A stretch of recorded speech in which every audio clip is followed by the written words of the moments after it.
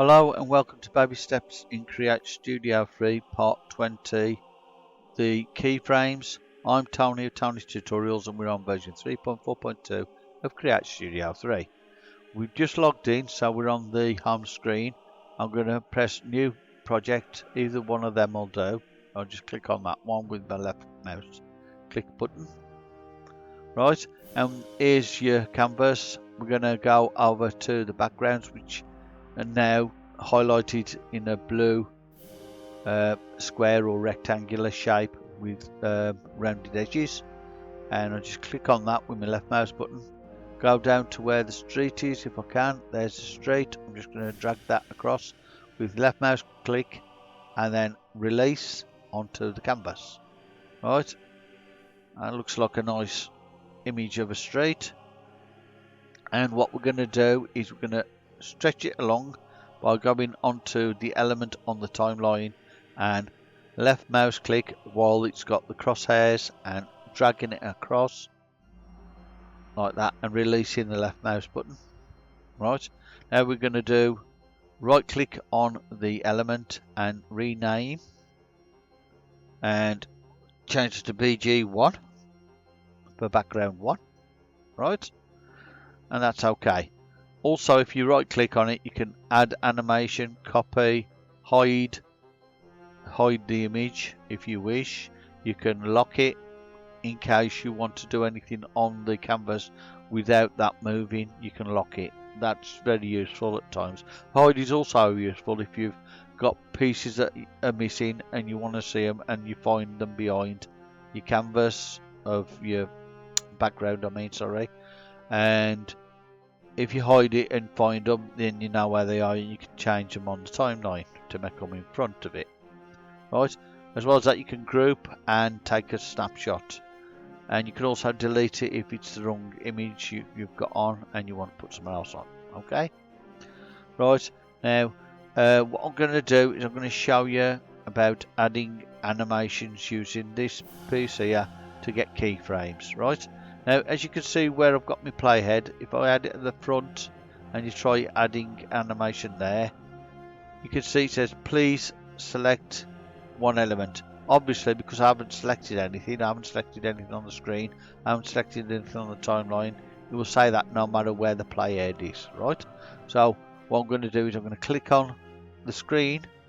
I usually click on here really, but I'm clicking on the screen to show you it happens there as well, and then you can click on it and it'll allow you to do that. So you can do position and scale, and you see what's happened. Look, and I'm doing easing linear. You can see a keyframe there, but you can't see the initial keyframe, which is right by where the playhead has landed. Right, so let's just delete that and try it again with the playhead there. So let's try it again. Add linear properties, position and scale, and you see the initial keyframe is wherever the playhead is.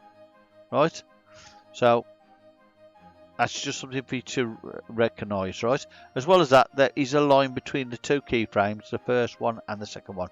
The first keyframe is the initial animation, the second keyframe is the end animation of the animation you're doing, not the animation of whatever the item is, like say if you've got a character or something.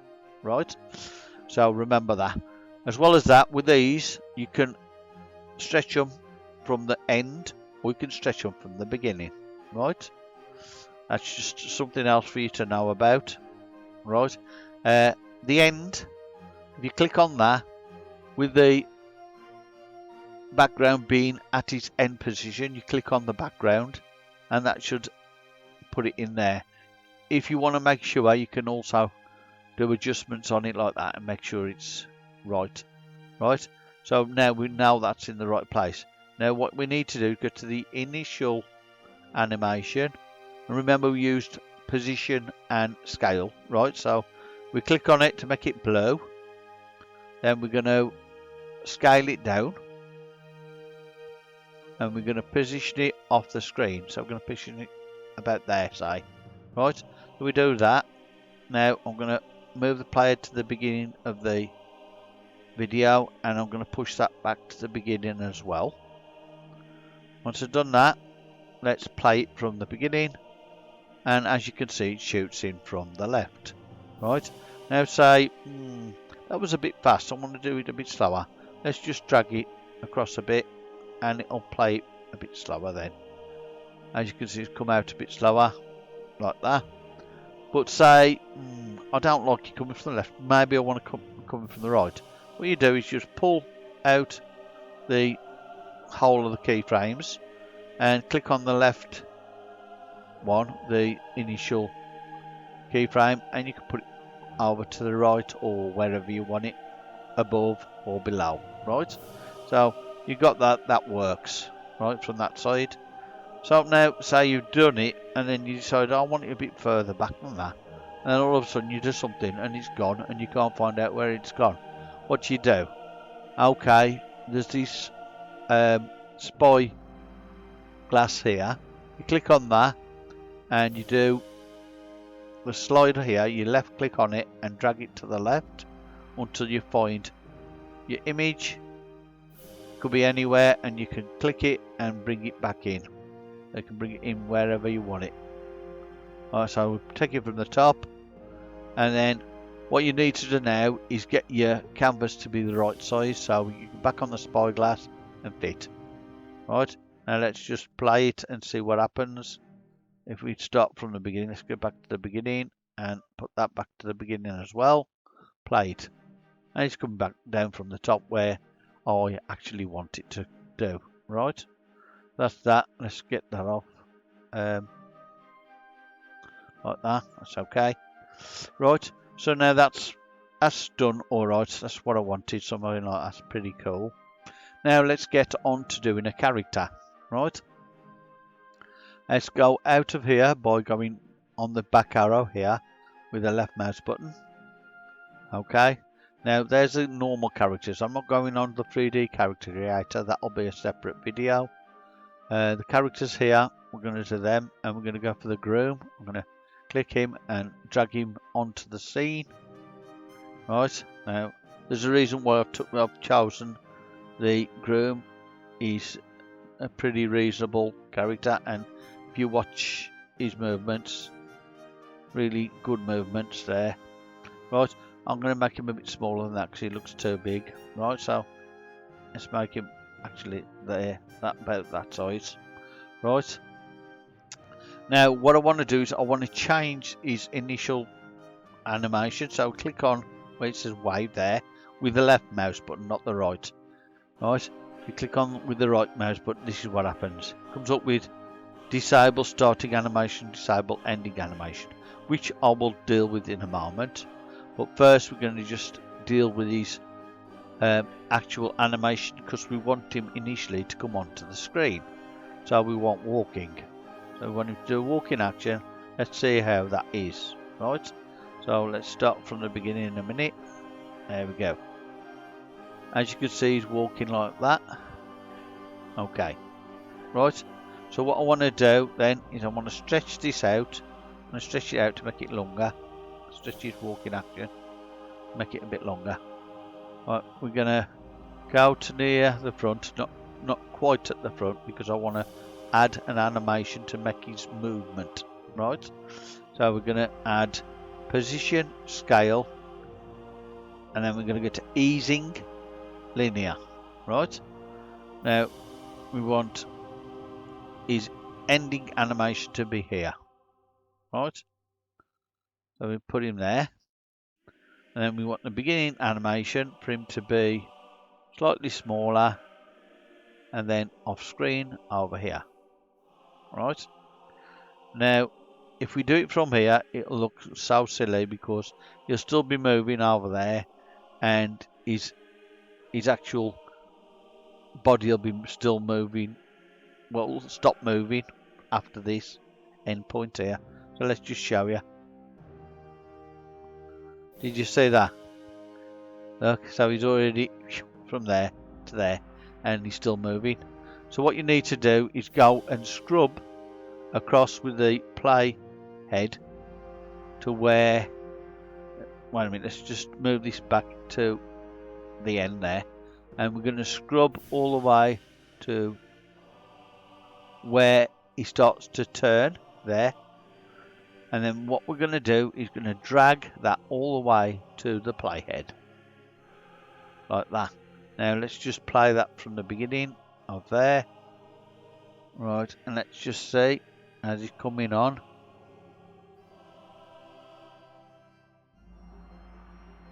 There you go.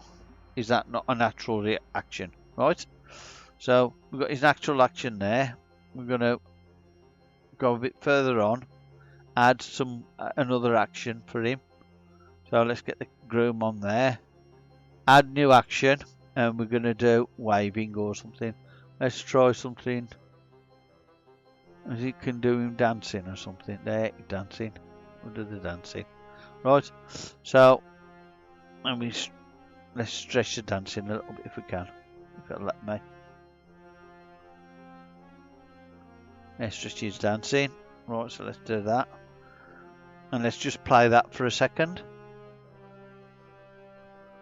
Okay.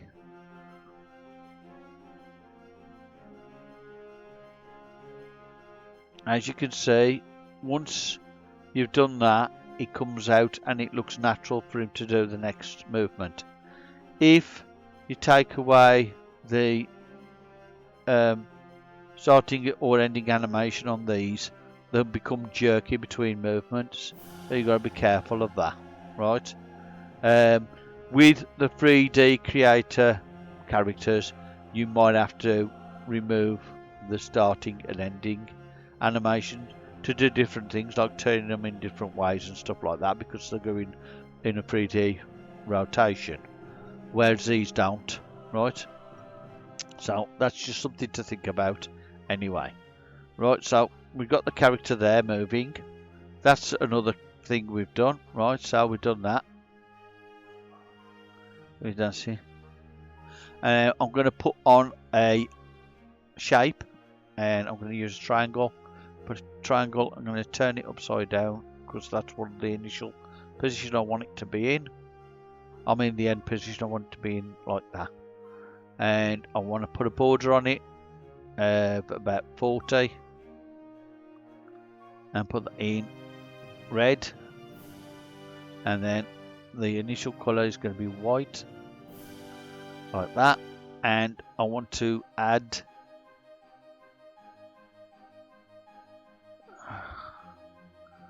that to the length of this character. So I'm going to drag it along the length of that, like that. And I'm also going to add a couple of text boxes. I'll do one first and just put warning.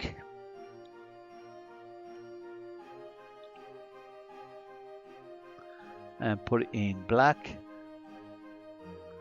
Put that on there like that.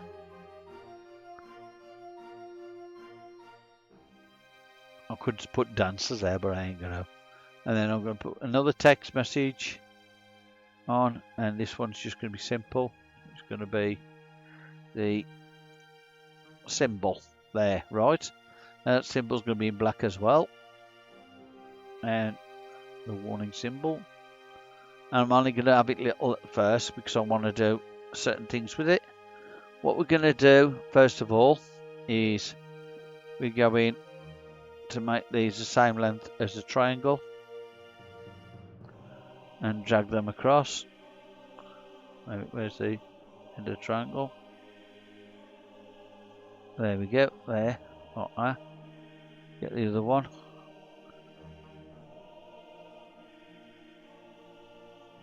Drag it across. Right, now I want to put them all together as one, so we're going to group them. So click group, and now what I'm going to do first is I'm going to add an animation to that. Right, so add animation, linear, properties, position, scale, rotation, and we're going to make sure it's linear. Yeah, okay, so we've done that. And what we're going to do is the end position is there. That's okay. Do that. Beginning position is going to be, and then we're going to do different like that and go across, right? And we're going to make it go about there. Right, so let's just do that. So we're stretching that out quite a lot actually for that one.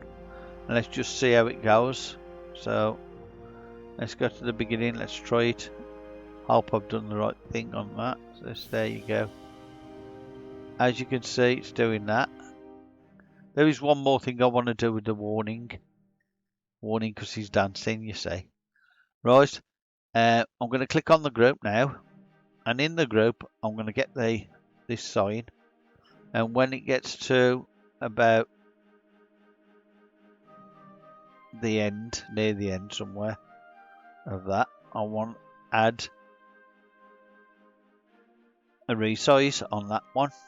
So we're going to add an animation, linear, properties, scale, right? I'm going to scale that up. So from initial, I say initial one, right? That's the initial scale, and then I'm going to go right over it here and scale it up to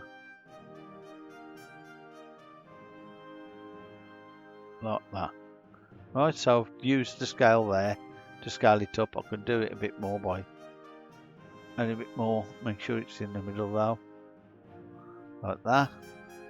So we can do that. Right, so now we're going to go back off the group onto the timeline, and let's just play that and see how that looks. As you can see, that looks pretty good. That's coming across. The moment the warning is small, but when it gets to there, it should shoot up in a moment. Doing a bit of dance, and it's going up. Warning. Like that. I mean, I could have made that closer to that edge, I think. Well, let's go click on there. Where he's starting to dance there. Right, so I need to do it there, so click on there. Let's see where that warning sign is, and then I'm just going to move that to there. Right, now if I do that, we'll have a look and see how it looks then. Right, that comes out. It's going across. As soon as he starts dancing, my sign should go bigger. There you go. And that's what you can do with it. You can do all sorts of things. I could have changed the colours using the add animation as well.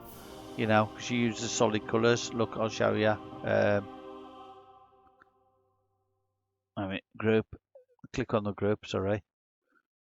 Double click the group to go into it. Right.